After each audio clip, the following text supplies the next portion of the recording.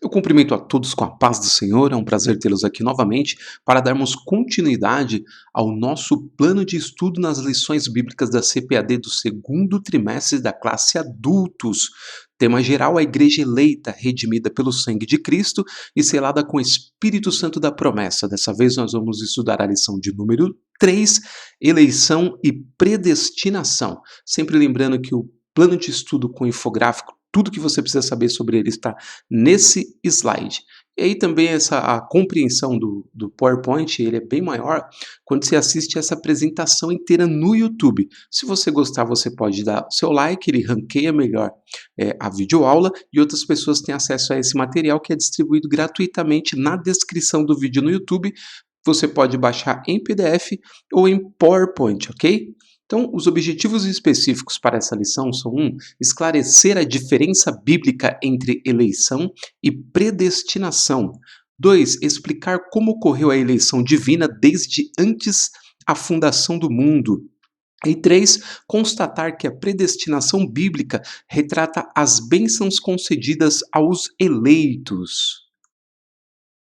O textuário da lição, em Efésios 1, 4 e 5, diz: como também nos elegeu nele, antes da fundação do mundo, para que fôssemos santos e irrepreensíveis diante dele em amor, e nos predestinou para filhos de adoção por Jesus Cristo, para si mesmo, segundo o beneplácito da sua vontade, ou conselho da sua vontade.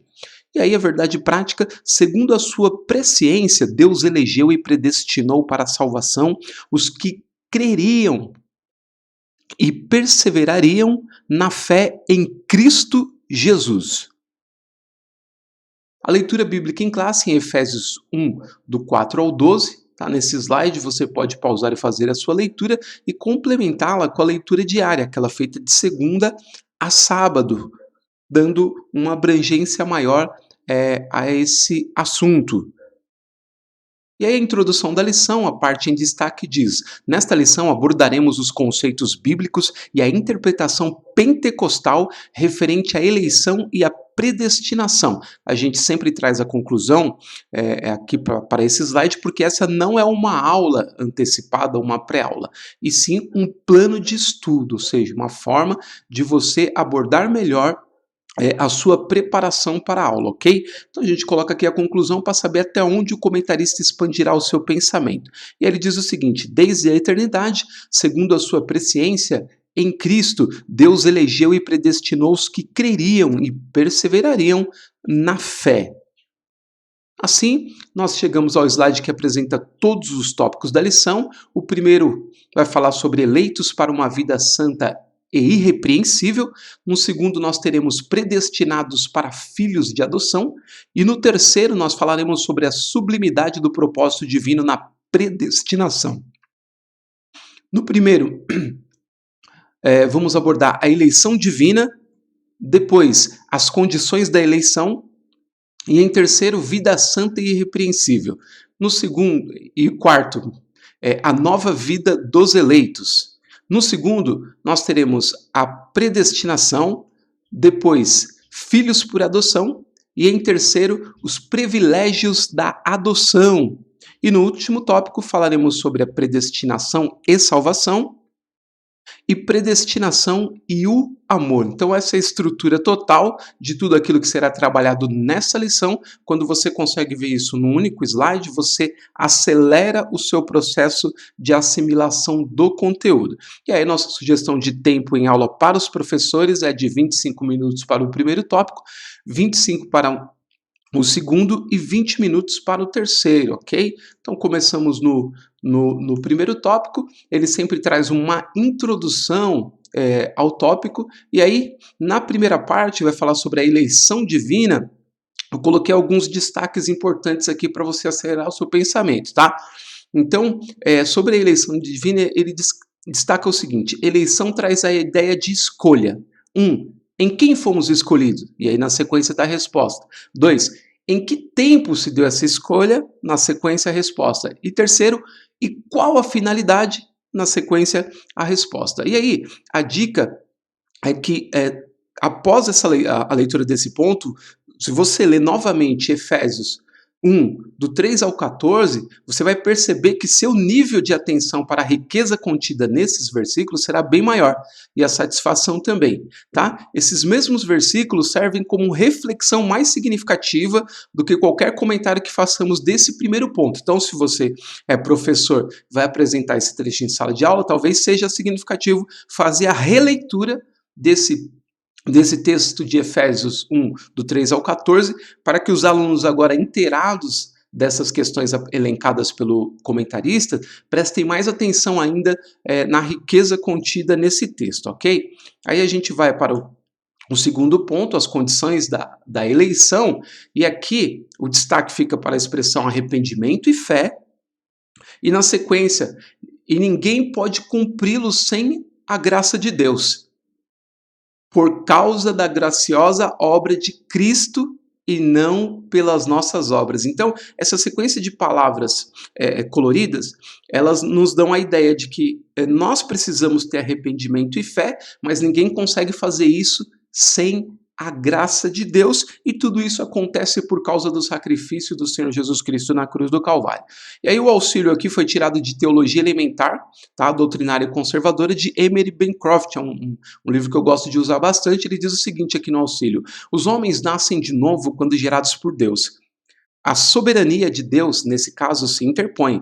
Algo é infundido. Na salvação de cada pessoa há uma autêntica operação do poder divino, mediante o qual o pecador é morto. O pecador morto é revivificado. O pecador indisposto é tornado disposto. O pecador recalcitrante e obstinado tem a consciência abrandada. E aquele que anteriormente rejeitava a Deus e desprezava o oferecimento do Evangelho é levado a lançar-se aos pés de Jesus. É um texto de Bishop que está no livro Teologia Elementar. Okay? Muito bonito esse texto. A gente parte, então, para o terceiro ponto, vida santa e irrepreensível. Texto selecionado, santos e irrepreensíveis diante dele, separados do pecado, sem defeito ou inculpável. E aqui eu trouxe a parte 4 também, que ela complementa esse terceiro trecho, a nova vida dos eleitos. Trecho colorido, o tema é apresentado com exortações contra a velha conduta, tais como mentira, furto, palavras torpes, amargura, ira e cólera. E aqui o auxílio, mais uma vez, do livro Teologia Elementar Doutrinária e Conservadora, do Emery Bancroft. Ele diz o seguinte, olha só que interessante: o ódio ao pecado se encontra entre os impulsos primários da regeneração. Olha que extraordinário. Então a regeneração provoca em nós ódio ao pecado, rejeição ao pecado. E não pode ser abstraído do arrependimento sem alterar seu caráter. O pecador arrependido odeia o pecado e os pecados dos quais se arrepende. O pecado que é depravação ou corrupção de natureza e os pecados que são as transgressões incitadas pela natureza pecaminosa.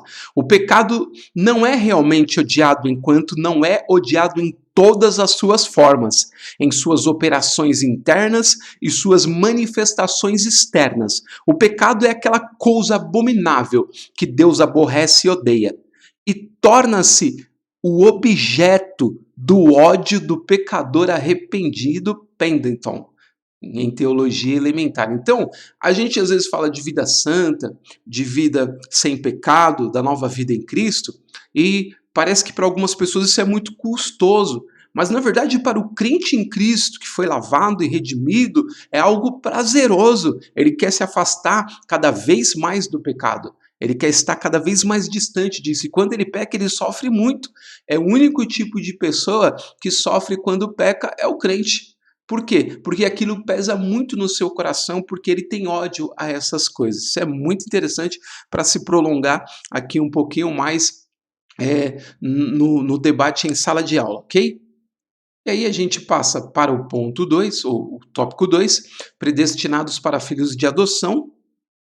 Ele traz uma introdução ao tópico, e no primeiro ponto, a predestinação. O termo grego proorizo significa literalmente determinar antes. A Bíblia de Estudo Pentecostal esclarece que a predestinação se aplica aos propósitos de Deus inclusos na eleição, que a eleição é a escolha feita por Deus em Cristo de um povo para si, e que a predestinação abrange o que acontecerá ao povo escolhido por Deus. Então, aqui é muito interessante. Primeira coisa, esse ponto completa o raciocínio que aparece no trecho 1 do tópico 3, ou seja, no próximo tópico 3, você vai ter um trecho 1 chamado Predestinação e Salvação.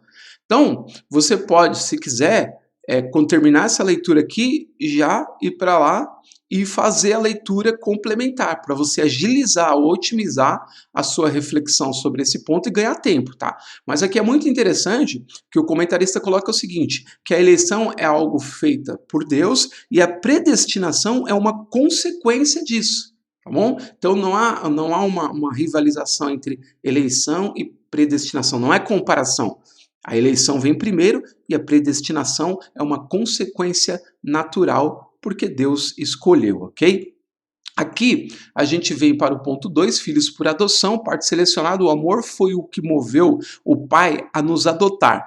Agora estamos reconciliados com Ele em Cristo e somos seus filhos. E aí eu trouxe o ponto 3 porque ele completa o raciocínio do ponto 2. Na sociedade romana, em que o filho adotado recebia o direito ao nome e aos bens de quem o adotava, igualmente, na filiação divina, Deus predestinou as bênçãos de um novo nome e de uma nova imagem, a imagem de Cristo aos eleitos. E aqui você pode ver que tem uma série de referências bíblicas que você pode usá-las e elas se complementam, tá bom? Esses dois pontos estão claros, enxutos e se completam, de modo que você pode tratá-los de uma única vez. As várias referências apresentadas nos dois trechos também se completam em um único raciocínio, por isso que eles podem ser abordados juntos, ok?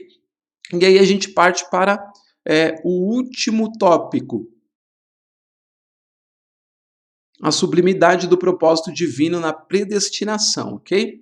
E aí, mais uma vez, uma introdução ao tópico, e ele traz o primeiro ponto, predestinação e salvação. Lá embaixo, parte selecionada, nossa declaração de fé assevera que a predestinação bíblica diz respeito apenas à salvação, sendo condicionada ao arrependimento e a fé em Cristo Jesus, segundo a presciência divina, tá? Então, uma coisa importante aqui, ó, quando ele diz que ele declara que diz respeito à salvação, ele tem aqui em mente que há escolas teológicas, né, há pensamentos teológicos que defendem a dupla predestinação, ou seja, que Deus predestinou uma parte à condenação e outra parte à salvação. Nós entendemos de forma diferente que todos nós estávamos condenados, como Paulo expressa em Romanos capítulo 3. Todos pecaram e destituídos estão da glória de Deus. Então, a visão bíblica do Novo Testamento é que todos pecaram. Então, naturalmente, não porque Deus predestinou, mas porque o nosso pecado nos levou a isso, estávamos todos condenados à morte eterna. E aí, a salvação é oferecida a toda essa massa. E é dessa massa caída que pessoas se rendem a Cristo.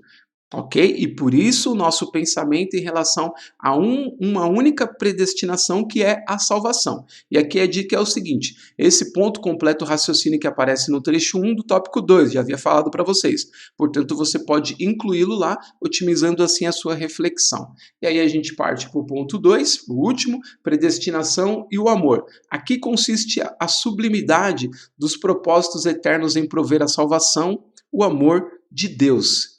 E aí, como eu sempre digo, um texto bíblico, se ele for mais relevante para o assunto que a gente está tratando, ele vale mais que o nosso comentário, com toda certeza. Então, eu preferi aqui, em vez de trazer uma dica, colocar algo para se pensar. Talvez um dos versículos, um dos textos mais profundos que há na Bíblia é o de João, capítulo 3, versículo 16. E aqui eu coloquei do 14 ao 17, para você fazer uma reflexão profunda como fechamento desse tópico.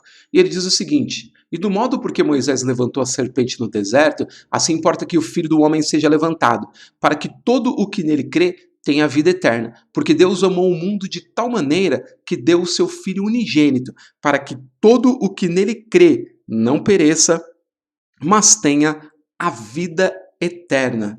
Porquanto Deus enviou o seu Filho ao mundo, não para que julgasse o mundo, mas para que o mundo fosse salvo por ele. Texto profundíssimo para fazer um fechamento em alto nível dessa lição. Lembrando sempre que o nosso propósito aqui não é dar uma lição completamente desenvolvida, mas sim um plano de estudo para que você possa desenvolver o seu raciocínio e ampliar também a sua capacidade de pensar sobre a lição e transmitir isso a outros também, né? Ninguém aqui quer ser eterno professor, nós queremos dividir com você o processo de captação do conhecimento para que você cresça também e repasse isso às outras pessoas. A conclusão diz: Cristo morreu por todos e por cada um dos pecadores, desde a eternidade, segundo a sua presciência. Em Cristo, Deus elegeu e predestinou os que creriam e perseverariam na fé a viver em santidade, receber a filiação divina e a desfrutar de todas as bênçãos espirituais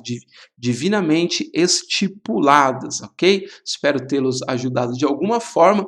Desejo a todos vocês uma excelente aula, lembrando que nós estamos vivendo um tempo de epidemia do coronavírus, enquanto essa aula foi gravada, portanto, nossas aulas serão online, né? Então, essas são ferramentas que estão nos ajudando muito, espero que você também assim aproveite e ajude as pessoas que dependem de você para a aula, ok? Então, se Deus quiser, nós nos veremos novamente na semana que vem, até lá!